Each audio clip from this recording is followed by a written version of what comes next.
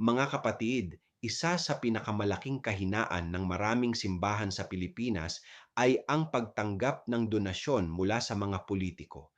Hindi masama ang tumanggap ng tulong, pero nagiging delikado kapag ang donasyong ito ay nagiging kapalit ng katahimikan. Kapag ang politiko ang nagpaayos ng simbahan o nagbigay ng kung ano-ano, madalas may kasunod na pakiramdam, huwag mo akong batikusin. At doon nagsisimula mawala ang prophetic voice ng simbahan.